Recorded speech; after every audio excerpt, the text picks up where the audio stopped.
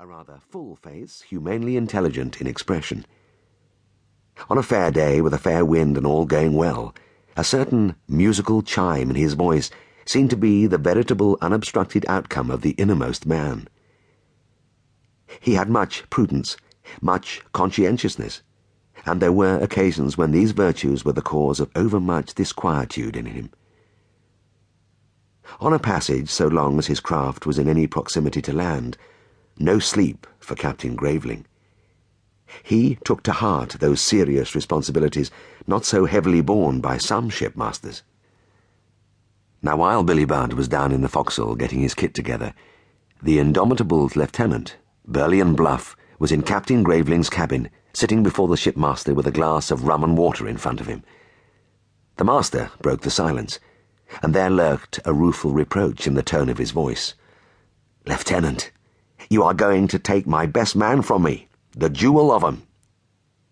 "Yes, I know," rejoined the other, immediately drawing back the tumbler, preliminary to a replenishing. "Yes, I know. Sorry. Beg pardon, but you don't understand, Lieutenant. See here now, before I shipped that young fellow, my forecastle was a rat pit of quarrels. It was black times, I tell you, aboard the Rights here. I was worried to that degree my pipe had no comfort for me. But Billy came, and it was like a Catholic priest striking peace in an Irish shindy. Not that he preached to them, or did anything in particular. But a virtue went out of him, sugaring the sour ones. They took to him like hornets to treacle. All but the buffer of the gang, the big shaggy chap with the fire-red whiskers. He, indeed, out of envy, perhaps, of the newcomer, and thinking such a sweet and pleasant fellow as he mockingly designated him to the others, could hardly have the spirit of a gamecock, must needs bestir himself in trying to get up an ugly row with him. Billy forbore with him and reasoned with him in a pleasant way.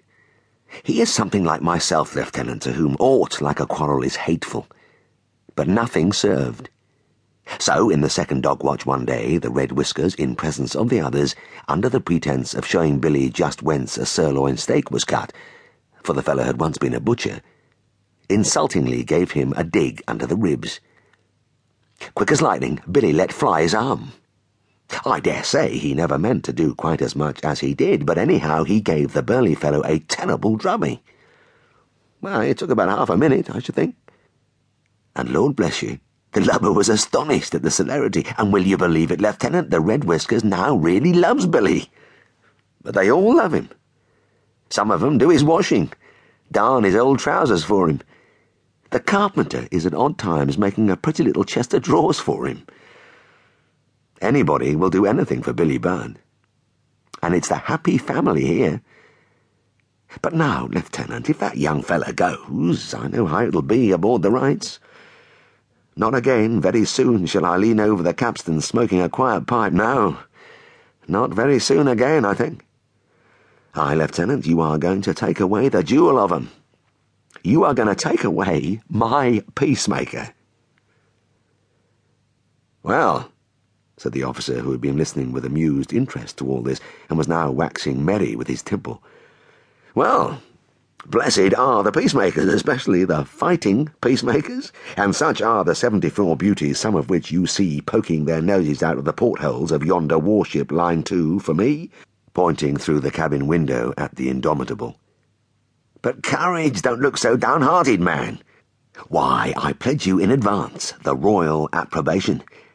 Rest assured that His Majesty will be delighted to know that in a time when his hardtack is not sought for by sailors with such avidity as it should be, a time also when some shipmasters privily resent the borrowing from them a tar or two for the service, His Majesty, I say, will be delighted to learn that one shipmaster at least cheerfully surrenders to the king the flower of his flock, a sailor who, with equal loyalty, makes no dissent. But where's my beauty? Ah! Here he comes, and by Jove, lugging along his chest, Apollo with his portmanteau. My man," stepping out to him, "you can't take that big box aboard a warship.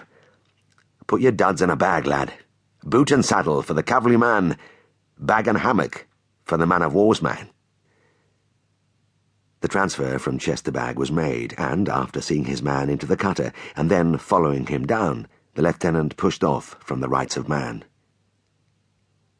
But when the boat swept under the merchantman's stern, the officer and oarsman were noting, some bitterly and others with a grin, the name emblazoned there. Just then it was that the new recruit jumped up from the bow where the coxswain had directed him to sit, and waving his hat to his silent shipmates, sorrowfully looking over at him from the taffrail, bade the lads a genial